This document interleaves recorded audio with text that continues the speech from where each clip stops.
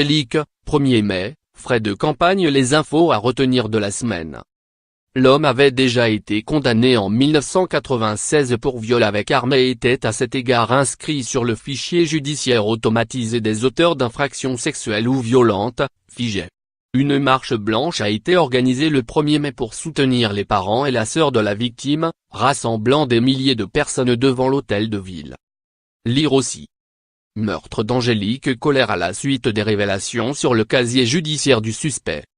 Plus de 210 000 personnes ont défilé à travers toute la France, selon un décompte des syndicats. Le ministère de l'Intérieur a de son côté compté près de 143 000 manifestants, un chiffre très légèrement supérieur au défilé de 2017. La manifestation parisienne a été perturbée par plusieurs centaines de militants, qui ont causé des dégradations et affronté les forces de l'ordre.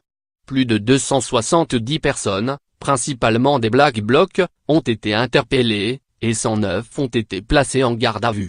Le ministre de l'Intérieur Gérard Collomb a rejeté toute défaillance de la part de l'État.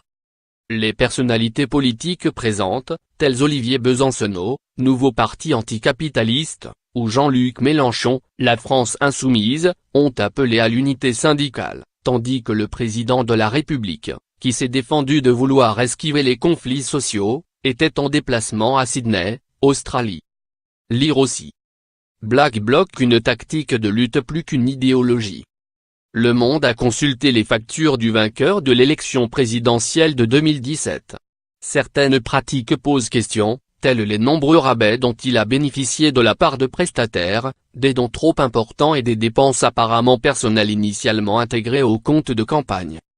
Les milliers de factures et de notes de frais contrôlées par la commission des comptes de campagne racontent un ministre de l'économie en campagne dès le printemps 2016, contrairement au récit officiel. À ce titre, la tenue, en juin 2016, d'un événement pour recevoir Emmanuel Macron à l'hôtel de ville de Lyon est financée par la métropole, fief du ministre de l'Intérieur Gérard Collomb, suscite des critiques. Au Royaume-Uni, la secrétaire d'État à l'Intérieur, Amber Rudd, a démissionné sur fond de scandale migratoire. Elle est remplacée par Sajid Javid. Afghanistan. L'organisation État islamique a revendiqué le double attentat qui a frappé Kaboul lundi matin.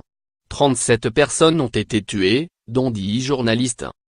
Guerre commerciale. Donald Trump a consenti à maintenir jusqu'au 1er juin l'exemption provisoire des droits de douane sur les importations d'acier et d'aluminium en provenance de l'UE.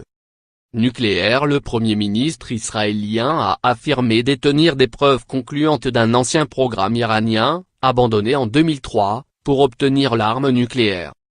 Lula déjà en prison dans le cadre de l'opération Lava Jato Lavage Express. L'ancien président brésilien a été mis en examen mardi dans l'affaire de pots de vin de la société de BTP Odebrecht. Arménie. Le Parlement arménien a rejeté mardi pour le poste de Premier ministre la candidature de l'opposant Nikol Pachinian. Le pays est au bord d'une grave crise politique. Nigeria. Un double attentat imputé à Boko Haram, dans une mosquée, a fait au moins 24 morts. Football. Le Real Madrid a validé son ticket pour sa 3e finale d'affilée de Ligue des Champions au cours de laquelle il affrontera Liverpool. La finale de la Ligue Europa se jouera entre l'Olympique de Marseille et l'Atlético Madrid au Stade de Hall, Lyon. Stormy Daniels. Donald Trump confirme qu'il a remboursé son ancien avocat des 130 000 $, 108 000 € avancés par ce dernier pour garder secrète sa liaison avec l'actrice porno. Le président américain avait jusque-là nié ses liens. Budget européen doté de 200 milliards d'euros sur 7 ans. Ce projet de budget a été présenté mercredi. Mesure phare. La distribution des fonds serait conditionnée au respect, par les gouvernements, de l'état de droit. Terrorisme. État annonce avoir complètement dissous toutes ses structures après des décennies d'attentats meurtriers. L'organisation séparatiste basque dit mettre fin à son cycle historique et à sa fonction. Santé. La pollution de l'air tue 7 millions de personnes par an dans le monde, alerte l'Organisation mondiale de la santé. 9 habitants sur 10 respirent quotidiennement un air trop chargé en particules fines.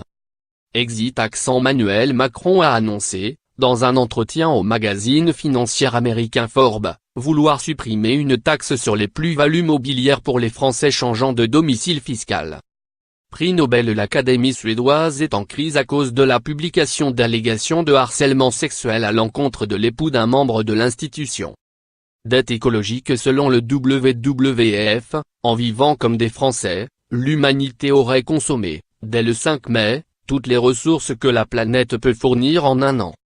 Rose Lorraine, la chanteuse du tube Africa, est morte à 65 ans des suites d'une longue maladie, dans la nuit de dimanche à lundi. Chamiré, le photographe de 48 ans, qui travaillait depuis plus de 20 ans pour l'AFP, a été tué dans un double attentat à Kaboul, lundi. Lesté Jamperi, le réalisateur, qui décrivait ses films comme des études contemplatives sur la vie, s'est éteint à l'âge de 99 ans. Thomas Turc, chercheur et cancérologue, pionnier des traitements d'immunothérapie dans les tumeurs, est mort à l'âge de 71 ans. Afonso Dhlakama, le décès du chef historique de la guérilla anticommuniste, à 65 ans, rend très incertain le processus de paix engagé avec le gouvernement.